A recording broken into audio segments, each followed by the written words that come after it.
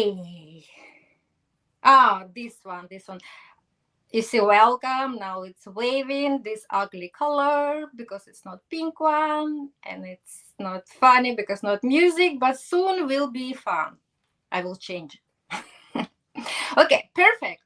Welcome to the new show, very special one today. Diversity is the game changer podcast where we explore diversity, which is not a buzzword, but strategy, mindset, and a catalyst for meaningful change. And today's title for my show is Find Your Truth with Bully Body with Jessica Toft. And you will discover and understand why I have this very special name.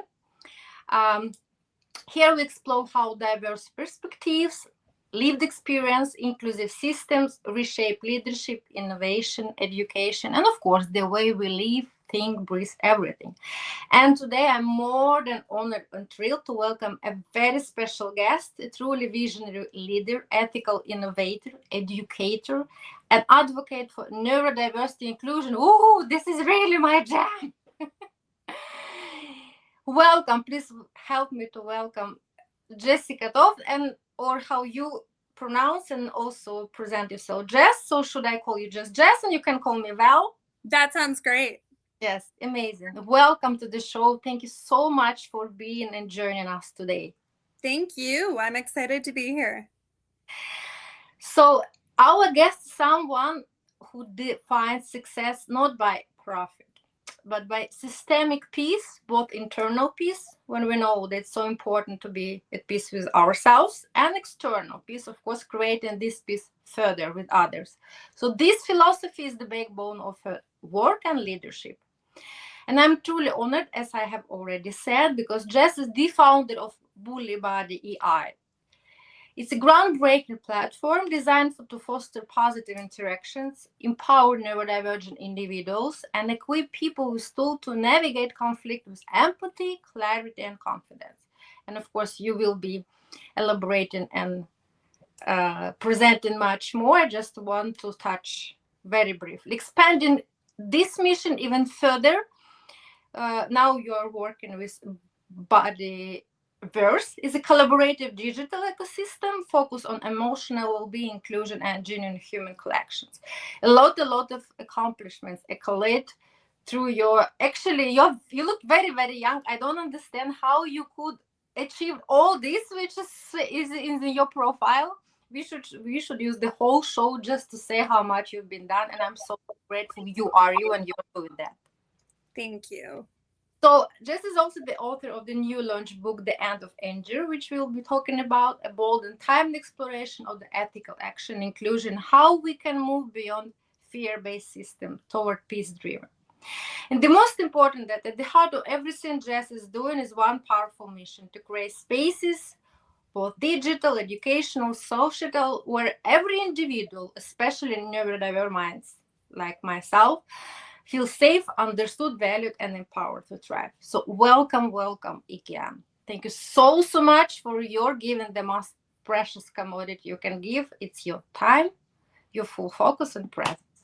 And let's dive a little bit before we go into EI and the future of our generation and humanity. We a little bit jump backwards because we know we all are from our childhood, and we should honor and remember our roots and their long-lasting echoes. So please, can you please tell us and take us to the land of this small Jessica, small little girl with her dreams, aspirations, how she was this princess, and maybe special moments, experience that shaped actually who you are today, and whether it was child challenges or actually I do believe it was like all of us, and I'm sure it has turned to become be your strengths now, but now it's your mic, it's your stage, and please uh, take us to the wonderland of this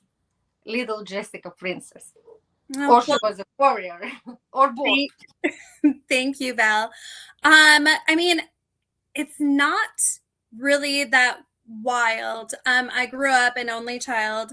Um, the only girl in my family, so I had lots of boy cousins. But I was, probably treated as with like a princess within the family, but definitely not spoiled. Grew up with hardworking parents. Got my first job when I was too young to work, at a consignment shop. And then when I was old enough to work, which was 14 back then, I got a job at McDonald's. And I have gone through life with lots of different jobs, exploring and kind of seeing the service side of the world. Mm-hmm. So, I definitely have worked hard, and I learned how to kind of chameleon. I am able to fit the situation that I'm put in with whoever is around me, which I think is a great skill to have. However, it wasn't until I was an adult that I realized that that was actually called masking. And so there's a bit of, when you don't realize you're doing it, a loss of a sense of self, of who you actually are, because you kind of fit the narrative that you're given. And I mean, it never bothered me because I'm just generally intrinsically content with whatever I'm given. However, when you get to a point in life where things get rocky, Mm-hmm. and you don't know who you are, then it's impossible to navigate the storm in a way that will benefit you. So as an adult, when I hit the storms, I kind of just coasted over them a number of times. And then I got to a point a couple of years ago where there was no coasting. I had to face the wave. But it was scary because I didn't have the solid foundation to not get knocked over. So I really had to go internally to figure out who am I, and that took a lot of untethering, a lot of rewinding of learned things, and a lot of healing. And when I finally figured out who I was again, everything kind of fell into place. So it seems like I've done a lot, but really the magic happened in such a short period of time, really in the last year. So it's been an adventure for sure. Amazing. Thank you so much for opening your story and boldly sharing that. Of course, in our world now, where a lot of curated pictures, AI all the time, like deep fake filters, we don't know anymore, especially our youngsters, whether those people or chatbots, they're true or not, and everything looks like so brilliant and so polished and so, like, when people can just open your profile, probably my profile, or they do believe, oh my god, these two beautiful ladies, what they possibly can know about, like, diversity, and why they should be bothered and raise awareness about healing and all these problems, right? But when we go really in the depth, we know that the whole life actually, it's like it's go forward, it's failure forward, it's our setbacks, which how we can create this experience, or to create a fuel and to help, first of all, to heal ourselves, right? Like you mentioned that brilliantly, it should be harmonical development. First you should go inwards to find who you are actually, from all this maybe multiple personalities. Or I have another my challenge is because I'm neurodivergent with OCD, but OCD, it's never like just this disorder or this special mental uniqueness, which I love brilliantly when you've been discussing with Joshua that how you call it mental uniquenesses. So I'm going actually to steal a little bit this very beautiful expression.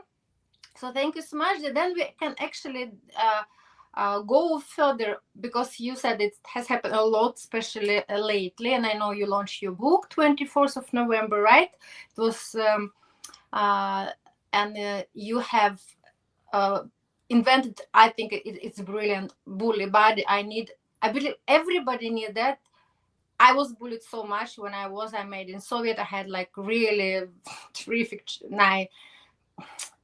a lot of challenge in my childhood. And I also have adopted two kids from Ukraine with special needs, and of course one of them, she's still like target for bullying all the time, every single day. So when I saw your profile, immediately, like, I could see even just expression bully body. It just, I was glued immediately to the desktop to discover what's going on, how can I help my kid to use your tool. And I'm so thankful for your dare to be yourself, and for be brilliant as you are, that first of all you found your peace inside, and then you decided to go further to help others.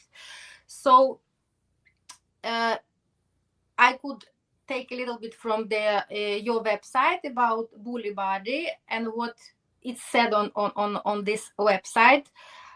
In a world often filled with confusing words and manipulative actions, bully body serves as your compassionate AI companion, your steadfast reality anchor, and we help to see you clearly, regain your confidence, navigate challenging situations with newfound strength. Could you please um, take us now into the world of bully body, how actually the whole process went, and how you came to this, and how this really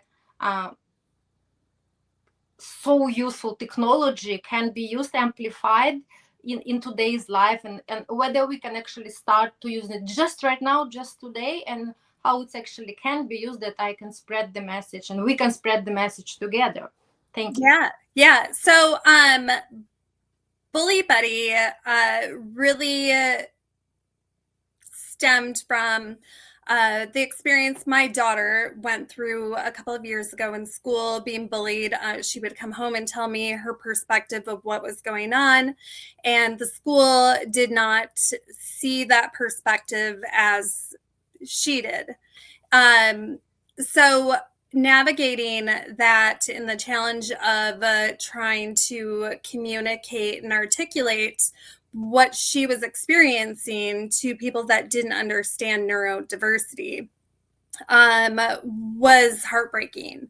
Mm-hmm. So there really is no future that I can see for my daughter where she has to continue going through life like that, and being punished for something she didn't ask for. So while she was going through that, I was going through my own bullying situation, but I didn't realize that it was bullying. So watching what my daughter was going through, was able to see it so clearly from all the different perspectives that I could finally see it mirrored in my own life. Mm-hmm. And the whole experience was it was very enlightening, because I felt like I kind of had an unrealistic view of the world, where I felt like if you walk in truth, if you are transparently honest, everything will work out, and that people will see the truth. And I was kind of naive to the fact also that other people might be telling a completely different narrative than the truth, and making your truth look not like truth. So then it really put me in a tailspin of why can't people see what's going on when I'm being as honest as I can be? And the term neurodiversity became a very focused topic for me to understand. First, it was autism, because I come from early childhood development. I used to teach in direct childcare centers. And when my daughter was going through what she was going through, and I was told to have her assessed for autism. I didn't know what it was. So looking back at all of the students while I was learning about autism that had behaviors that we didn't have answers to, really woke me up to the realization that there are so many children her age that are likely going through the same thing that she's going through. And then learning more about myself, reflecting on how my life has gone and how it mirrored what she's going through. It also woke me up to the parents of all of those kids and what they're likely going through as well. And to be able to build something that will support not only them, but their children by preserving their and validating their reality, their perspective, and protecting it against the psychological manipulation and narrative distortion that happens often when people who want to maintain or gain control over a situation will use. So that's where Bully Buddy really came from, is to protect our children, to help assist us and empower everyone. Today I believe it was, or this night, or right before the show, I was reading, I think, the very last post of yours, and last year I do believe I also had one guy in the show, and we were elaborating about, like, also you've been brilliant underline the lost generation. Like, we know no, you and me, because we are into the subject, we actually know that it's the whole time lost generation of autism for females, because traits are completely different, right? And it's still so much questions, because we had this very narrow narrative, and the traits, how actually autism, this spectrum is displayed, and it was just for males, and it's really like extreme traits, right? And it's a couple of films, how we actually can imagine, and when we are describing autism, but actually the ladies, the girls, they are on the spectrum, and it's totally different, and it's very difficult to identify it. And can you imagine how many girls they are not identify yet, and how many they will never get actually opportunity and access to be identified, right? So I really like very much that you encourage, of course, to skill yourself to learn as much as possible. For us, because we are like parents, we are responsible that this lost generation should possibly be last generation, right? So in this application, in this EI, what kind of actually tools and services? Because they know some parents, like, I made in Soviet, in Ukraine, still they quite far from maybe using EI and all these tools. And if they ask me, like, in 3 simple words, Valeria, what it is and how actually Bully Body can really help, what this body does, like, it's app that you can it's your core body, like you're talking every day, and you can it's like analytical tool. Or can you explain a little bit more about actually technical, or how it can be used? Yes. Thank Well, you.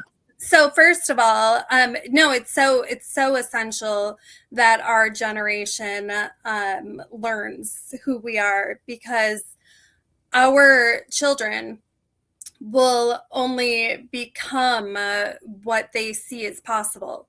So if we don't discover who we are and become better versions of ourselves, then we're making it impossible for our kids to do the same. So yeah, you're spot on there. But Bully Buddy, so we have Bully Buddy, and we also are building a Neuro Buddy, which the two will go hand in hand to really bridge the gap for parents and students, with principals or bosses, HR, the system. But Bully Buddy, you essentially can use it like a journal. One of the things that I learned happens when you're being bullied is it's confusing. So to be able to articulate to the authority what's going on is challenging, because you're not easy to understand because you don't actually understand it yourself. You're expected to understand it. And then you throw in neurodiversity, which in that situation, oftentimes emotional regulation is very challenging, and bullying is kind of set up to make it that way. So they are using our weakness against us to provoke a reaction, to get us to throw a punch because the or the ref only sees the second strike or hit. So Bully Buddy, when you feel that confusion or you feel upset, you can go in and tell Bully Buddy what happened. Bully Buddy will then help you recenter, ground you in your reality so that you aren't so confused. So you can see it for what it is and remember that it's them and not you, and not react. It also then will record and document your conversation. You can print summarize and you can see it extra clear. And then when you start to develop a pattern of behavior, there's a reporting feature where Bully Buddy will pull up whatever the issue is, and then it will print a full report for you that you can hand to the authorities so that they can actually do something to help you. Because that was the other huge part, is it's such a gray area, everything that's done in bullying and power and manipulation, that you really need something black and white, which is the proof of the pattern. Amazing. First of all, again, I'm so grateful you are behind it, and actually it's going on more and more. It's now special, like you said, neurobody, yes. Yes. I need that. It will be that's for sure. I'm going to use myself, and often I'm thinking, like, even this dinner now, I was sitting and elaborating and talking with my two teens. They turned 17 this year, and they go to different schools, and both of them in this different school this week, they are going through first aid, which is so important. And then we are talking mostly about physical things, how you can save a person, that what you should do, like manually, right? And then I guess, like, it's also important, even more important now, also to focus and emphasize that we all should learn our kids also to have first aid, like first aid mental kit, right? In all this situation, it's so important. So for me, it sounds like Bully Buddy actually can be this really very important part of first mental aid kit. Yeah.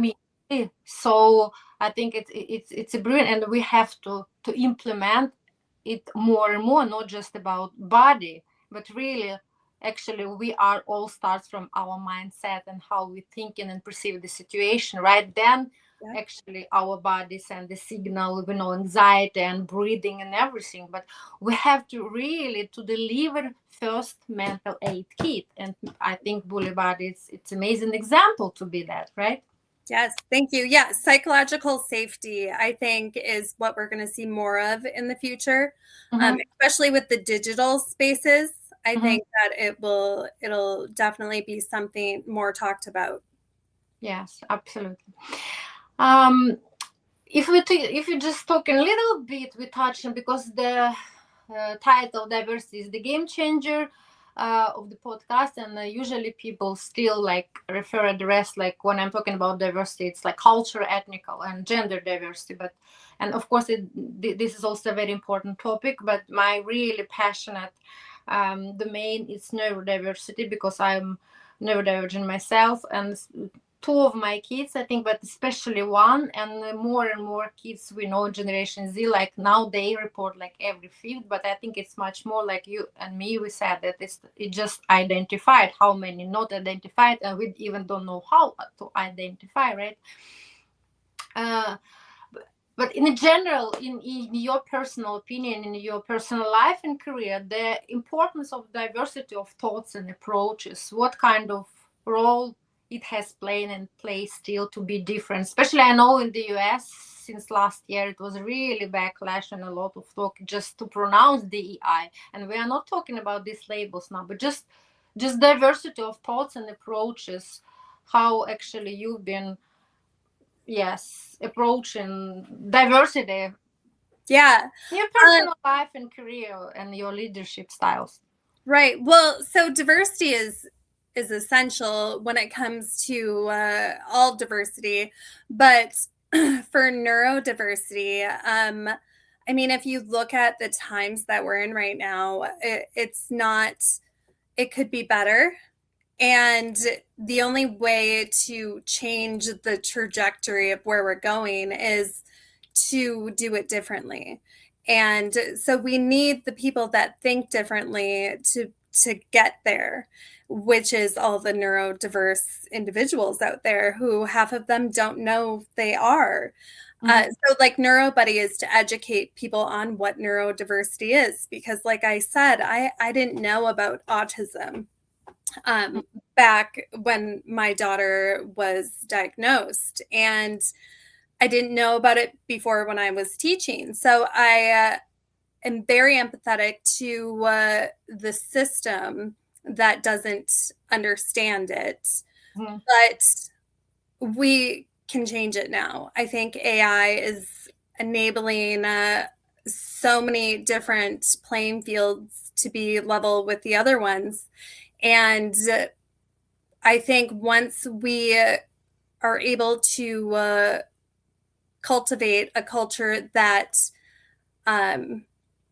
utilizes neurodiverse minds, we will see the pendulum swing the other way, and we'll see a lot of really brilliant changes, especially in AI. I think that naturally a lot of neurodiverse individuals are brilliant with AI, and it helps them communicate in a way that they're more productive, more efficient. I say that my mind is kind of like a bunch of post-it notes.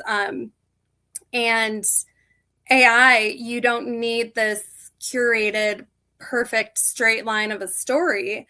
You can just take all your post-it notes as they come and feed it in, and it kind of serves as this second brain that makes you so much more powerful in how you communicate, how you manage your time, how it just does so much.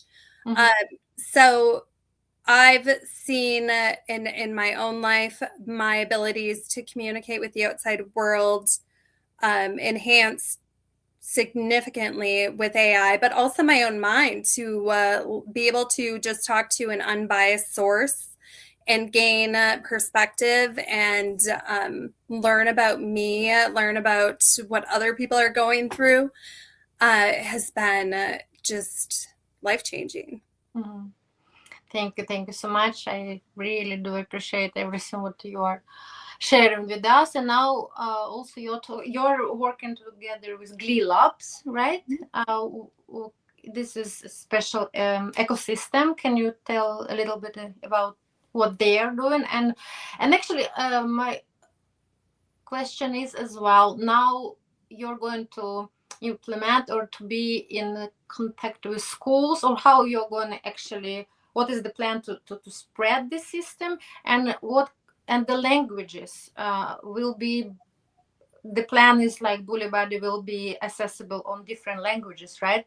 Because now it's in English, or it's already more. Well, so we have it in, it can be available in all languages. Right now, we have special cases that we've built for the different language partners that we have. Bully Buddy is available on bullyBuddyAI.com at $10 a month, so you can individually subscribe.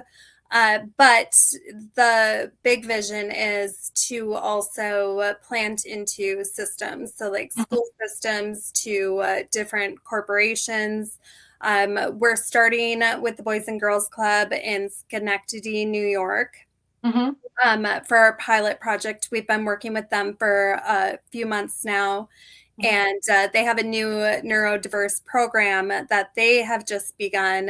So we have been helping them with documentation, and they've been helping us with our strategic game plan for NeuroBuddy, and then also in talks with different levels of government and the school districts out there.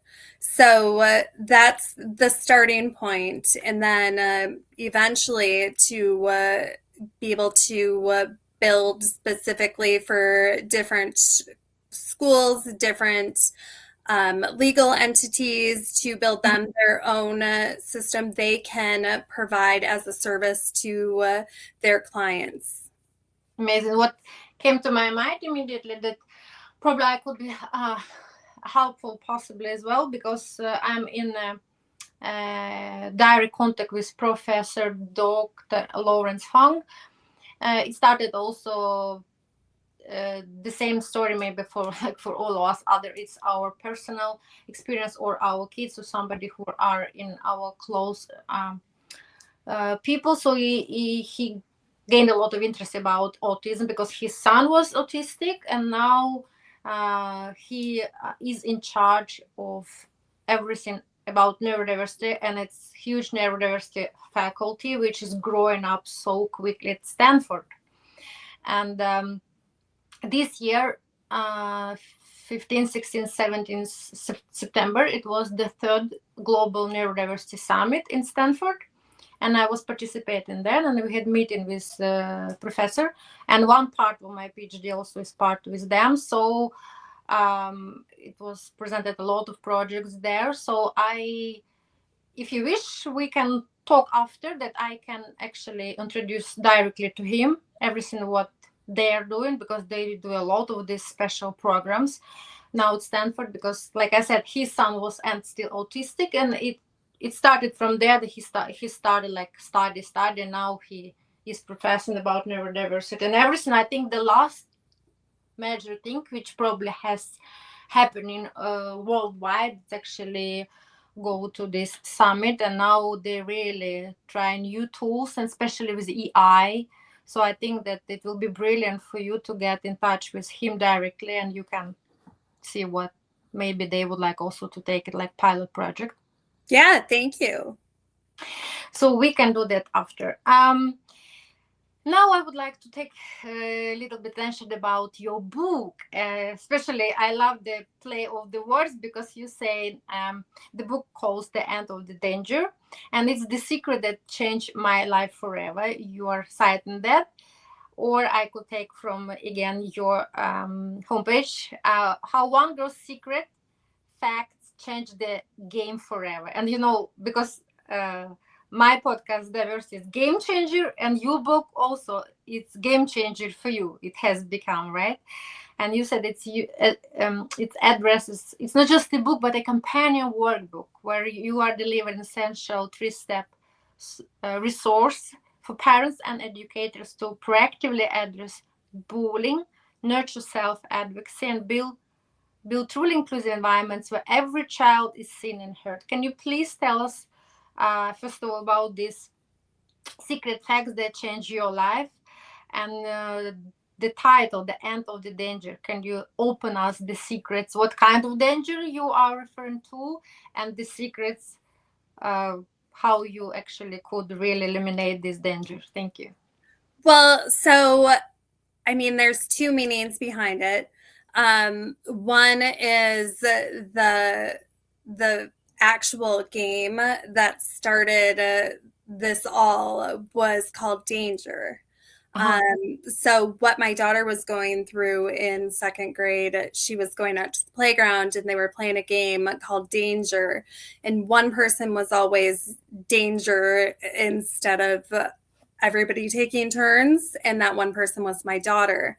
So everybody would point, laugh, and then run away from her at recess.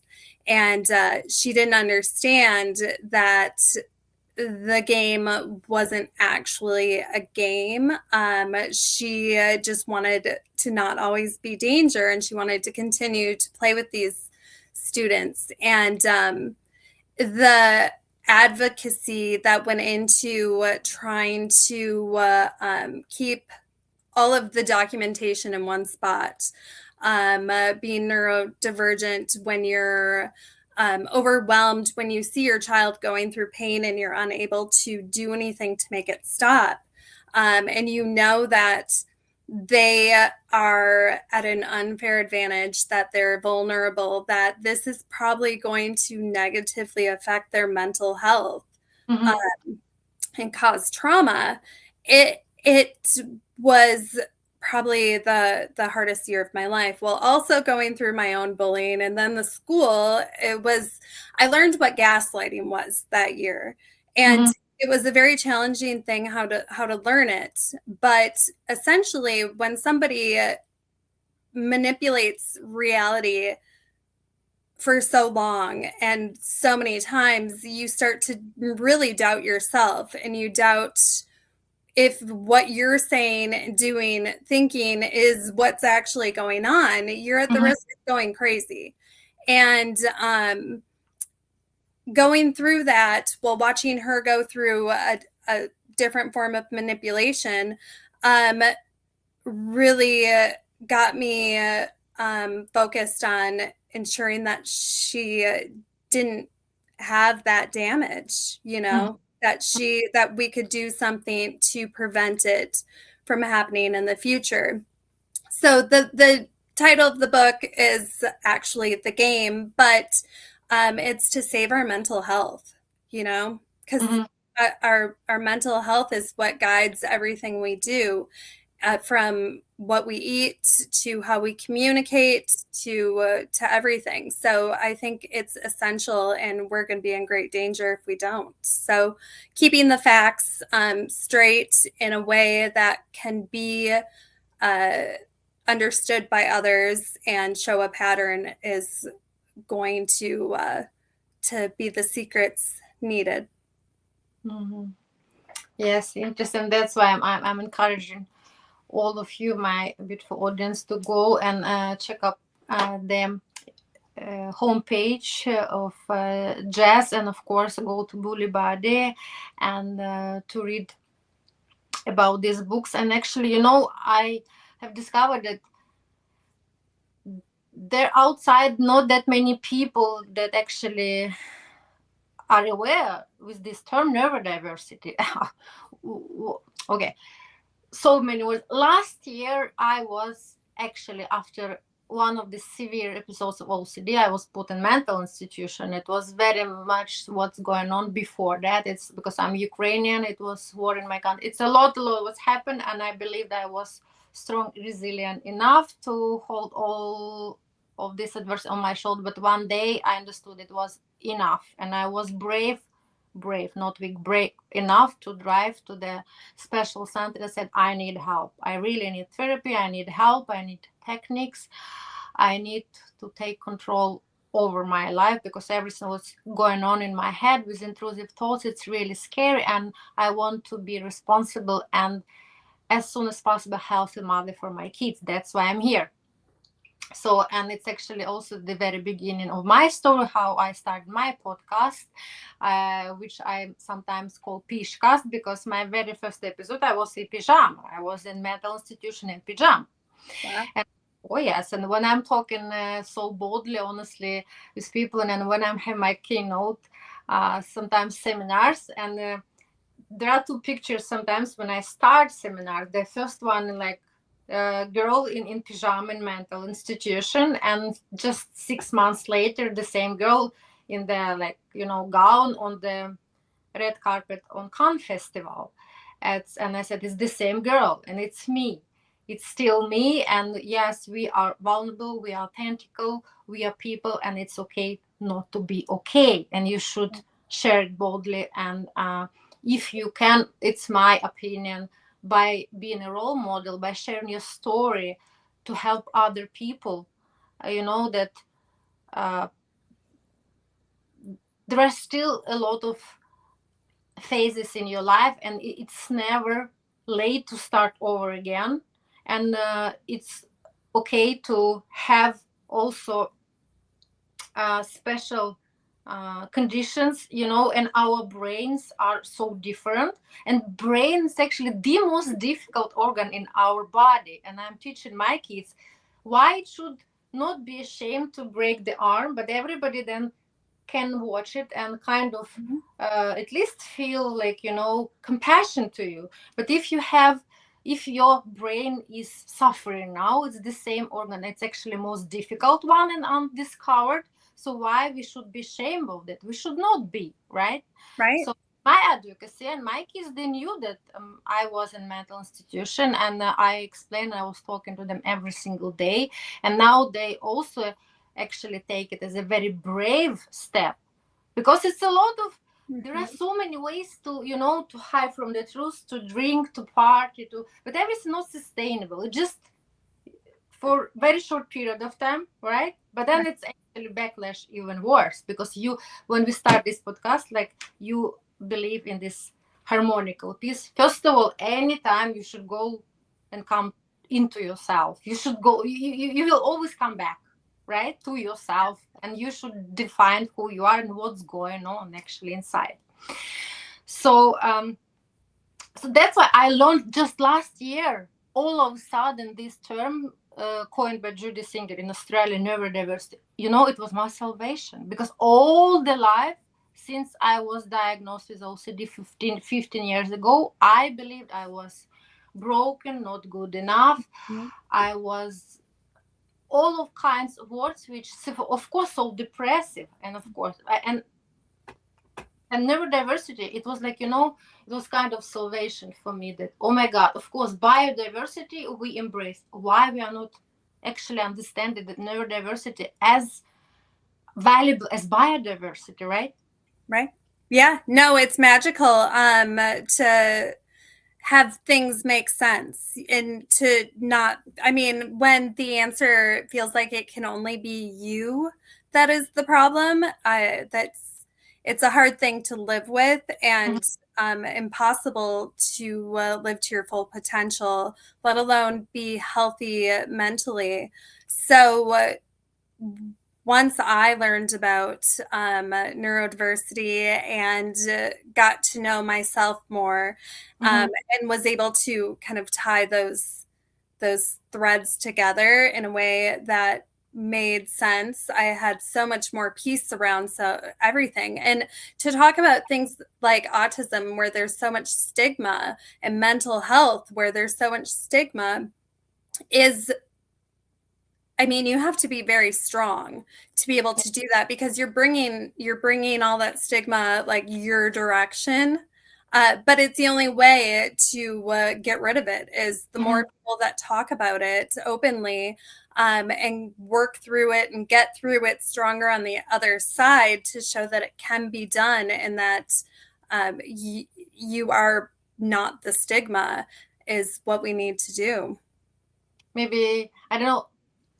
They started already, like, but it's Stanford Small Academia Global Summit. Maybe you and me, or I'm sure there are so many persons out there, they're really also craving for this very safe space where they can be themselves. Maybe we can also establish first Neurodiversity Global, really, like, not just theoretical academia summit, but really summit where people can come and feel they are actually celebrated for their skills. They don't need to mask, they don't need to put a lot of like filters on themselves, like, we always try to hide who we are, but actually the irony is that we propel the society, all this mind which is different. I believe they are so creative that actually what's going on even in AI, it's actually made mostly by neurodiverse minds, but yet we don't fit in, like, because so much in our society is built for neurotypical people, right? And like stigma all the time.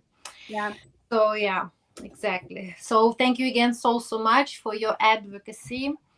And before we wrapping up, I'm always trying to do something also a little bit positive. We start always with childhood, and childhood reminds me and connected with like fairy tales and like Bully Body, also a little bit like creature. I do love so much how it looks like, it's very friendly, it's very cartoon. I do love. So um, usually at the moment of this, I'm asking like, okay, now it's time to invite my vice president in the show, and people like, oh my god, should come another person, we will be three. But no, it's a little small pink actually lamp. It's Aladdin lamp, which is my helper, sustainable helper.